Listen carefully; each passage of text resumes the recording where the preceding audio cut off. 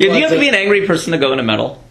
You do. Yeah, I would think so. You do. And I run out of ideas when, like, when you're getting the big royalty checks and you're spending months in Thailand, you're like, the world is a beautiful place. I'm not that angry anymore. I'm not mad. And, like, when you're there, it's so funny. My friends and, colleagues back home, they're like, yeah, man, you got to do this while you're there, and you got to do that. I'm like, wow, I'm not mad. I don't want to do any of those things anymore, right? Funny. And, oh, man. But, I'm back here. Next thing you know, in 2 days, I'm, doing public rants about baby boomers. But, so that does bother me. You know what? In the industry, our leaders of the industry have refused to perform good leadership skills. They refuse to adhere to them. Like, they won't step down with grace. And that's a big problem I have with everyone from Paul Simon to the producers and all these things, right? They're old enough where they need to pass on the reins. Sure. They need to mentor somebody, pass on the reins, and unfortunately, like, the Grammy voting process is a complete mess. So that's why, people like Jethro Tull win metal Grammys. That's why, it's complete nonsense, because the public doesn't get a say on who wins a Grammy. It's industry folk voting on industry folk. It's an academy. But shouldn't they know? Shouldn't they know Jethro Tull's not metal? They don't know. And they don't care, because maybe it was a metal... I mean, the way the whole boomer population starts... or handles their business is they don't judge by quality. They judge by, like, what band they lost their virginity to or who made an impact. They're still all about the Beatles and Simon and Garfunkel and all sorts of stuff. They're still about Led Zeppelin, and they can't break free. They can't. Sure. And sometimes we think it's a function of age, but I'm not ranting to these new bands that I meet that talk. I'm not telling everybody Chris Cornell and Skid Row are the best bands ever. I'm not an idiot, right? And we're still open to new music, sure, right? So but that's something that generation who, they made a lot of change in the 60s and 70s, right? I mean, they did make the industry where it is that you have to give them their respect, but they won't step down, and they won't accept anything new. Well, they ruined the planet, so. That too. I won't take responsibility. No, I believe that in a very real way. And they're just these crusty mummies now who will not relinquish power. Yeah, and it's just poor leadership. Yeah. I think to some extent it was a natural progression. The counter argument to that is maybe they do feel that the Beatles and Led Zeppelin and Simon and Garfunkel really were the best music. Yeah, but they do feel that, but they're wrong. Do you think that's true? Absolutely. They were good. They were influential. Okay. But innovation doesn't mean the best. Okay. Right? I'm not going to argue that Eddie Van Halen is the best guitar player in the world. Okay. He was very influential. Oh, yeah, sure. And he was in 1983. Mm-hmm. But there's evolution that's come from that. Mm-hmm. And sure, tons of bands, you cannot say that you listen to everyone now that they weren't influenced eventually.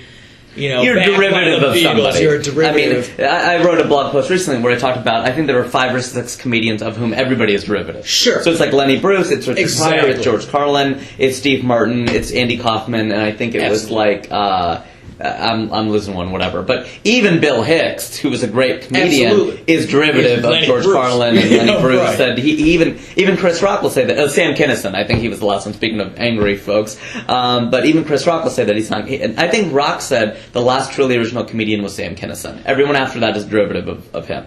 But that doesn't necessarily mean those are the best. But in comedy, it kind of does. Because would you say that in comedy they have been topped? I'm like, man, has there been a better comedian than George Carlin? Has there been a better comedian than? It's interesting you say that. It's hard to say. Because I think about Richard Pryor with a lot of that. Sure. Obviously, you see Richard Pryor and even Eddie Murphy for that matter. Sure. I mean, I was watching Trading Places again. Oh, dude, add that to my. Add that to the list of comedies. Oh man, Phenomenal. It's evergreen. Yeah, it's amazing. They just can't even make really movies like that anymore. Well, and then you just said it. They don't make movies like that anymore. Like that. Okay. But that so that's what I mean by the medium's changing. So this is my theory on... I think movies, you're right. Sure. And I think TV is better than we've ever seen it. TV is better than we've ever seen it. Because I think that the standards of society are evolving to the point where they can do things in the medium of TV that they can't do in other places, or that they were never able to do before. So if you're in the last 10 years, we're seeing the best comedies, we're seeing the best dramas on TV. Absolutely. In movies, I think that they've gotten worse. And in advertising, I think advertising's gotten better. Because it has to. Because we go to the DVR right away, so it's got to grab our attention, and it's better. Absolutely. But with music, I kind of do feel like we haven't topped Pink Floyd and those guys. But I don't know. I mean, you're a musician. I'm not a musician. I would have to, simply because there's been technological and evolutionary changes. Sure. So I listen to Pink Floyd, and it's definitely good for the time. Sure. But if Pink Floyd were recorded today, it wouldn't sell? No, it would sell, but it would sound a lot better. Okay. You'd have different minds. You'd have different ideas coming in. Okay. And now you've got 33 float digital technology to be able to do whatever you want. Things sound fat, And I listen to, and this happens to me all the time. I have a Prodigy album in my head. Sure. Right? I'm like, I'm gonna pop this in the car again. It's gonna sound great. It sounds awful. It sounds muddy. It's 90s production. 90s production is crap. Sure, okay. And it sounded great then. Okay. And they have to remaster. That first White Zombie is a phenomenal album. Okay. It's almost unlistenable today. Unlistenable today because there's no headroom to put the bass without the bass drowning it out. Even if I listen to the new Prodigy, it's cranked at 1,000,000 decibels at low, and you can hear everything. Okay. And new ideas, new technology can come in. It's not a bunch of loops being played over and over again, right? They can just do new things. Same with, guitar playing. There's new things you can do. There's new effects that come out. Sure. And the things that they're singing about are different. Mm-hmm. I care less about the Vietnam War. Mm-hmm. Well, yeah, it's a long time ago. I mean, you were just in Vietnam. Right. I don't identify our generation. Pink Floyd, I loved it when I was in high school. Sure. It's definitely not my thing anymore now. The Beatles I liked when I was 6. Yeah. I think it's unlistenable nursery rhyme music now. Oh, that's funny. It's just so repetitive and happy. It's just so, I can't listen to it. Sure. And it's, but I can't deny there was a huge influence on everything. Sure. Right? Paul Simon sounds like, folk hippie music to me now. Well, obviously it's older. I mean, I think that the question is it being, like sports. Basketball players today are better than they were before. Sure. They just are, because they're physically better. It's not even just the technology of the shoes. They are just better specimen of an athlete. LeBron James they're saying he's the best athlete that's ever been, certainly that's ever played basketball. So, and I mean, you just look at the numbers these guys are putting up in the, and I played tennis, and so I followed tennis very, very closely. And they asked Agassi, they're like, how would you do today? He goes, I wouldn't even make it. And that's not that long ago. He only retired 5-6 years ago. Right. And the level of competition just keeps getting better and better and better. So Kobey Bryant, is he better than Michael? Dude, if he gets 6 rings, I hate to say this because Michael's my favorite of all time. You're a Chicago guy. Yeah. I love Michael Jordan. I don't know, man. Kobey gets 6 rings. It's tough because it gets real, real close then because just the level of competition is higher. Now, I would argue that the first 2 championships are probably more Shaq's and not really Kobey's. So I don't know. There's always that subjectivity, but I'd be careful about dethroning Michael. But I don't know, man. It's 10 years later, and he's putting up these numbers. It's a different world. It's a different world that he lives in. It's a different world. Whereas with music, I don't know. I mean, like if I listen to the Arcade Fire from last year, it's good. It's album of the year. It's a good album. But I mean, I don't know if I was stacking up against. You're right on that point because I have heard myself say sometimes that. I don't know if I'd stack that even against Radiohead OK Computer. There's no way. OK Computer is a far better album than the Arcade Fire album. I mean. And that's album of the year. So I don't know. That just and in terms of writing wise, new genres have not come out since the 90s, which is really interesting. Well, you're exactly right about that. Which is really interesting because it also nothing new has come out. A new big fad. I mean, little genres have come out like ska, screamo and when that was even 90s. But since the Seattle break, since grunge, like really, and since the acid house or something, or maybe something else something that was very popular. That like you said, a subgenre, right? Like disco that pops and then it's gone. Right. So not like something haven't like... had any changes. No. And it's interesting, fashion hasn't changed either. I look at kids now, and they dress exactly like we did in 1994. fashion definitely is cyclical. A lot of things are cyclical. You're exactly right. And I think that's the point about music, is that you go, is anybody doing... And with stand-up, it's, I've now, as I said, like, last 5 years, I've gotten pretty educated on the medium. Is anyone doing things that people haven't done before? Not really. Yeah, not really. I mean, they might be really funny, but you're like, again, they're derivative, and not only are they derivative, did they do it better? Like, Eddie Murphy, like Chris Rock said, nobody did it bigger. No one did it better. Raw, Eddie Murphy, 86, whatever it is. Awesome. You show me a comedy concert before or after that touches that, not possible. Because people say that about Richard Pryor, and I've watched the Richard Pryor ones. Right. And he's funny, but it's so dated, and I expect it. Yes. It's not funny anymore. Yes. Now, if I watch a Chris Tucker bit... Uh-huh. Chris Tucker's stand-up, I can barely breathe. He's so funny. So funny, right? He's so funny. He's definitely taken it to that next level. Sure. And I guess it depends on the genre. Heavy metal's that way. Heavy metal's about pushing the envelope to how much you can handle without being offended. Sure. Sonically. Sure. Right? So Pantera crossed that realm. Okay. But if you listen to Pantera now, it's really slow. Sure. I mean, you snap your fingers to it. Yeah. Right? And I remember hearing Ministry and being like, this is the hardest stuff I've ever heard in my life. And people said that about Led Zeppelin. Sure. Right? You know, and come on, right? Yeah. I mean, that's ridiculous. Not yet. Today, you would never say, of course. Yeah, right? for sure. And so who, I guess... And now there's bands out there, Lamb of God and Black Dahlia Murder and... like Cradle of Filth and... Cradle of Filth and all that. And, the guy's writing for me now, he was in a band God Forbid. So the new Anand Click is a collaboration between God Forbid and then our stuff. Okay. And that stuff is heavy as hell. So who's doing that now? Who are you going... So it was Zeppelin, it was Metallica, it was Pantera, or it was Ministry. Well, it's interesting because nobody gives them... So they stay pretty underground now, which is kind of sad. Okay. Right? With the exception of Lamb of God, I wouldn't say they're creative, but they have heavy production. Sure. They got money behind their production. And that means a great deal. Money behind the production actually... well, that's what you're saying. You have access to this technology. You can make it sound better. It makes a huge difference. Mm-hmm. It's like special effects in a movie. You need that stuff in music. It's not just about David Gilmour's a great guitar player. Mm-hmm. And, as a musician, I have stuff on my laptop where I literally can let cats run across my guitar and it'll sound exactly like everyone's favorite Pink Floyd solo. That's funny. It's nonsense by today's standards, from a musician's point of view. David Gilmour sounded great because he had technologically cool effects. Uh-huh. He's not a great guitar player. And I'm going to say that people get mad at me when I say that, right? But literally, I can train a monkey to play better than David Gilmour simply from a downloaded app I can find and put on my laptop. Well, that's the whole knock against auto-tune and all that kind of stuff. And David Gilmour, of course, is just learning to fly. But so terrible. But I think to me, there's part of it is like doing it commercially and creatively. Right. So in other words, there are always going to be people on the fringe, like bands even like Fugazi, who never got commercially huge, but they were known within certain circles. And they were, I remember, I think it was someone from Anthrax or someone was talking about how they're an example of a band that just never sold out. Fugazi was just like, they did what they did and that was that. But again, there's something to be said for like doing it, having critical success and commercial success, and then taking that to that level where people know about it. So I remember, like Metallica, their first 4 albums, I mean, this is dating myself too, but their first 4 albums were way better than the Black Album or anything they did after that. Right. No, it wasn't even close. But the Black Album's what put them on the map where everybody in high school was listening to them. Absolutely.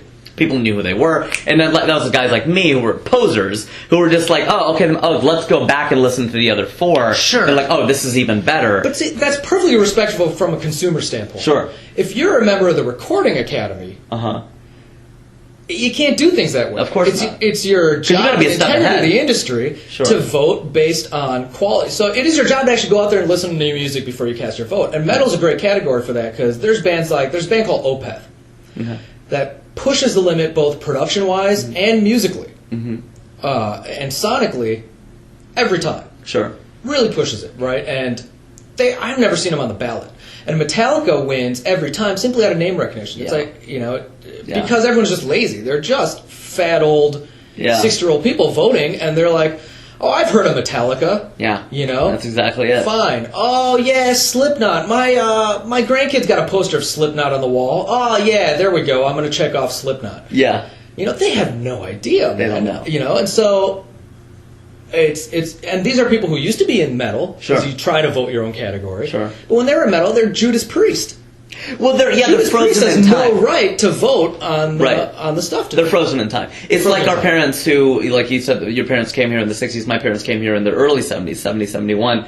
India is frozen in time to them. Sure. And they remember India. They go, oh, in India it's like this. No. In India it was like that. Right. And my parents are aware of that. I'm not saying anything that's going to offend them. They know. But they remember India in 1971. They don't know India in 2011. They go back and visit. They're like, they're as blown away as I am, or even more blown away, because I don't have any frame of reference. I'm not from there, but I've been there. But yet it's frozen in time. So you're exactly right about that point. And that's a fascinating point, which is just like, yeah, like, okay, yeah, I used to listen to Judas Priest. I know metal. Like, I can rock out.